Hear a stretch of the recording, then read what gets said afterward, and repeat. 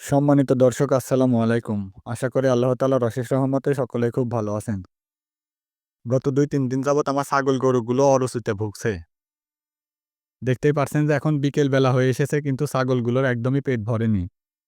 আবার গরুগুলোরও একই অবস্থা। তো তাদের এই অরুচিটার কারণ হলো আবহাওয়ার পরিবর্তন। গত কয়েকদিন যাবৎ বৃষ্টিটা বন্ধ হয়ে গেছে এবং দিনের বেলায় বেশ ভালোই রোদ হচ্ছে। আর তাছাড়াও ভোরবেলাতে কিছুটা ঠান্ডা পড়ছে। যার ফলে দিনের বেলায় গরম এবং ভোরবেলাতে একটু ঠান্ডার ফলে ছাগল গরুগুলোর একটু শরীর খারাপ দেখা যাচ্ছে।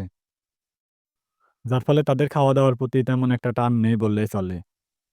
আর এই সমস্যাটা গত ২-৩ দিন ধরেই হচ্ছে। তবে এতে চিন্তার কিছু নেই, কয়েকদিনের মধ্যে এই সমস্যাটা ঠিক হয়ে যাবে। আর এমন সমস্যাটা শুধুমাত্র গরু-ছাগলের না, মানুষেরও হয়। যখন দেখবেন যে হঠাৎ করে আবহাওয়ার পরিবর্তন হয় তখন কিন্তু মানুষেরও একটু খাওয়া-দাওয়ার প্রতি অরুচি হয়।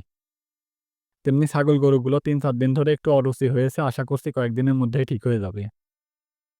আপনাদের ছাগল গরু যদি এমন সমস্যা হয় তাহলে আপনারা চিন্তিত হয়ে যেন না পড়েন, এই কারণে আজকের এই ভিডিওটি তৈরি করলাম।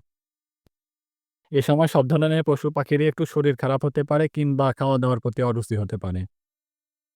এর ফলে আপনারা বিচলিত হয়ে পড়বেন না, একটু সময় দেবেন, দেখবেন কয়েকদিনের মধ্যে এটা ঠিক হয়ে যাবে।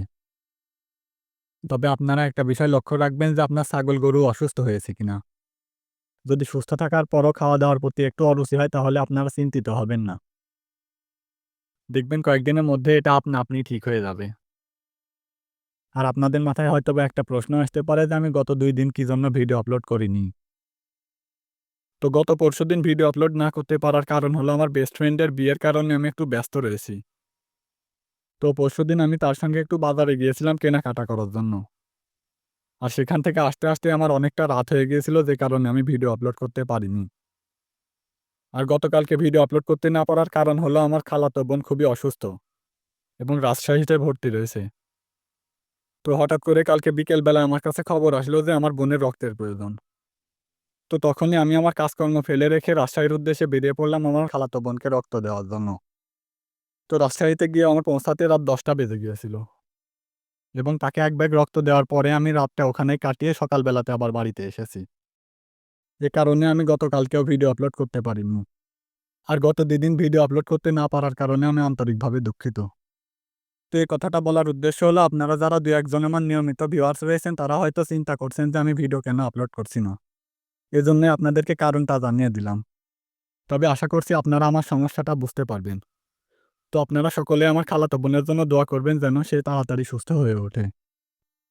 আর আপনাদের মধ্যে অনেকে আমাকে একটা কমেন্ট করেন যে আমার বাড়ি কোথায়? তো তাদের উদ্দেশ্যে আমি বলে রাখছি যে আমার বাড়ি হলো কুষ্টিয়া জেলাতে। তবে কুষ্টিয়া জেলার কোথায় এটা আপনাদেরকে আমি এখনই বলব না, সময় হলে আপনাদেরকে জানিয়ে দেব। তবে আমার বাড়ি কুষ্টিয়া জেলার কোথায় আপনাদেরকে একটা ক্লু দিয়ে রাখি। সেটা হলো আমি এই মুহূর্তে যে ব্রিজটার উপর দিয়ে যাচ্ছি এটা বাংলাদেশের অন্যতম প্রধান একটা রেল সেতু।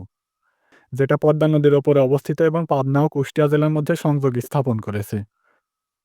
তো পাবনা থেকে কুষ্টিয়া জেলার দিকে যাওয়ার সময় এই ব্রিজটা পার হয়ে ১ম যে স্টেশন সেখানে আমার বাড়ি। তো আপনারা যারা এই ব্রিজটা চিনতে পেরেছেন এবং এই রুট সম্পর্কে আপনাদের কিছুটা ধারণা রয়েছে তারা হয়তো বুঝতে পেরেছেন আমার বাড়ি কোথায়।